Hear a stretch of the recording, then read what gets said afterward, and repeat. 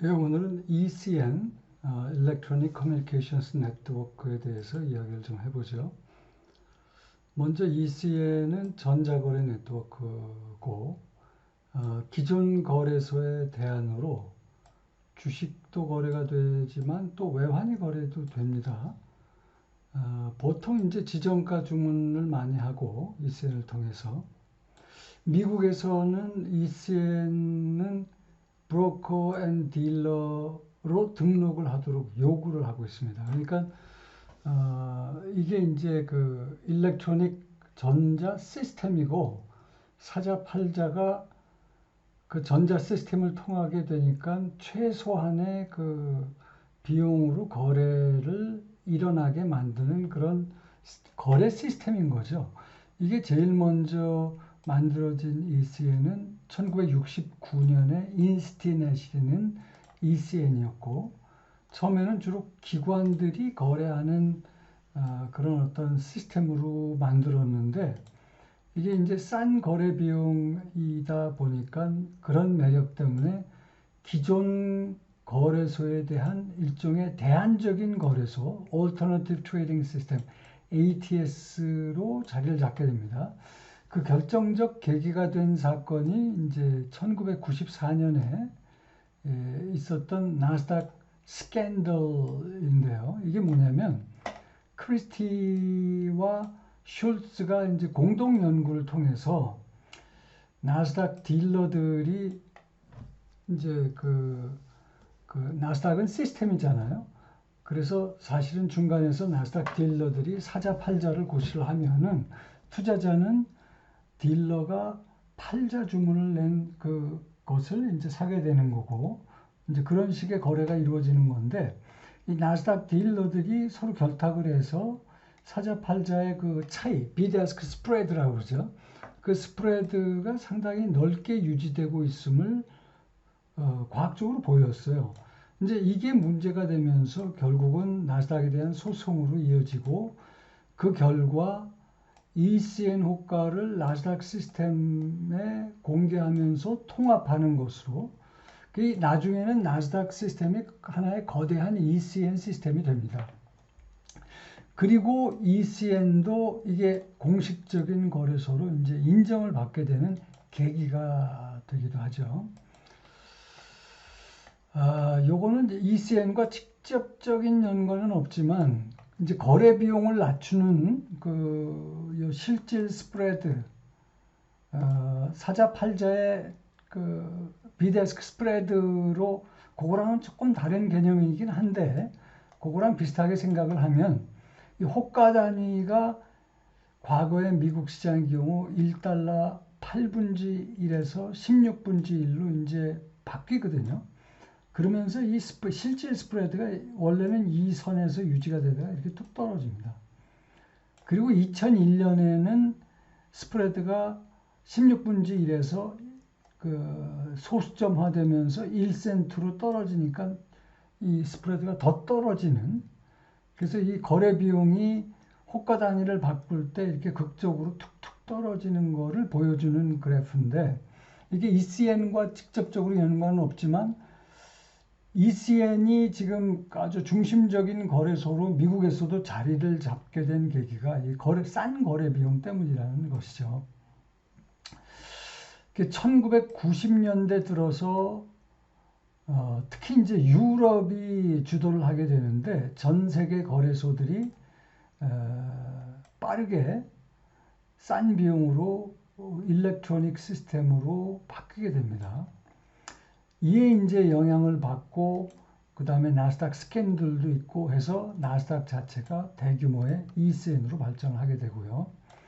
그 다음에 이제 뉴욕 증권거래소 NYSE는 그 실제로 플로어에서 그 노조 힘이 세서 그런 건데, 스페셜리스트라고 해서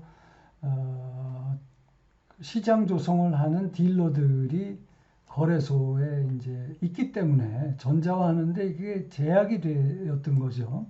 그런 NYSE도 아키펠라고라는 ECN을 인수를 해서 그 NYSE ARKA라는 ECN을 만듭니다. 그래서 그 어떤 시대의 흐름을 쫓아가는 거죠. 그 다음에 이제 그 SEC, 미국의 그 증권감독원이 2005년에 규제 NMS, National Market System, 이건 이제 전국 시장을 만드는 그런 어떤 시스템인데, 이거를 채택을 하고 2007년도에 본격적으로 시행에 들어갑니다. 그래서 이 목표는, NMS의 목표는 거래소들을 전자적으로 연결해서 실질적으로 하나의 통합된 전자시장을 만드는 거예요. 근데 이 규제로 거래소들은 전자적으로 거래가 가능할 경우, 그러니까 ECN을 활용할 경우 다른 거래소의 고시가격을 인정하도록 의무화를 했고, 이 과정에서 ECN은 다른 ECN의 지정가 주문을 공개해야 돼요. 그러다 보니까 이제 고빈도 매매를 하는 HFT, High Frequency Trading 트레이더들이 서로 다른 똑같은 주식인데 서로 다른 시장 간에 일시적으로 가격 차이가 생기면 그걸 가지고 거래를 하는, 이제 일종의 아비트라지 거래죠.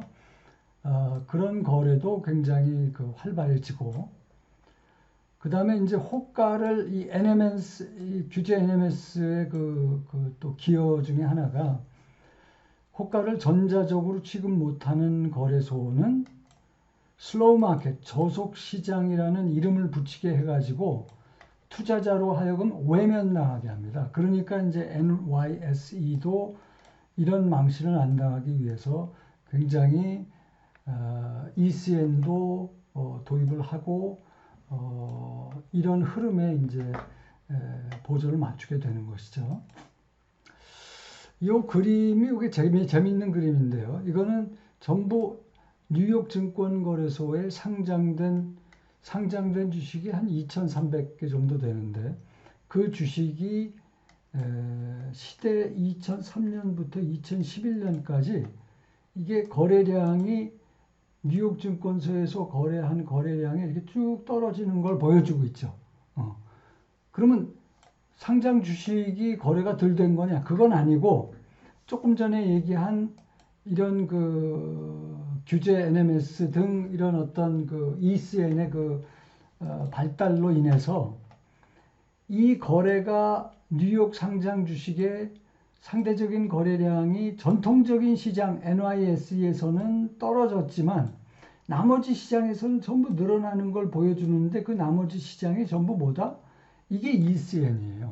그러니까 전통적인 뉴욕 증권거래소 거래량의 감소는 나머지 ECN 거래량의 증대로 설명이 된다. 아까 나스닥도 거대한 ECN으로 바뀌었다고 그랬잖아요. 그 다음에 NYSE도 갖고 있는 ECN, ARC, 알카라는 ECN이 있고, 그 다음에 이 배츠는 이것도 ECN인데 이거는 아마 CM인가? CBO인가가 소유하고 있는 ECN이고, 디렉트 엣지도 ECN이고, 그 다음에 여기 이제 기타라고 있는데, 이 기타가 제일 까만 선이에요.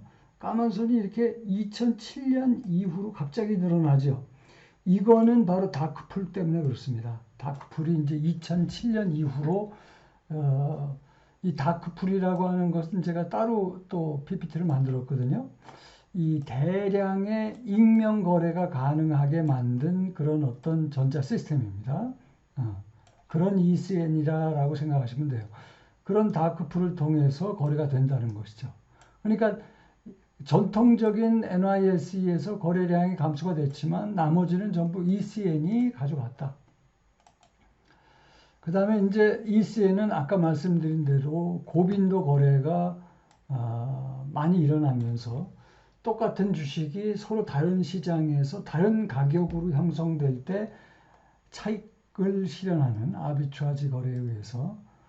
근데 이제 이런 거래에서 중요한 게 실행 속도인데, 따라서 ECN은 자신들이 제공하는 그런 속도를 놓고선 서로 경쟁을 하게 됩니다.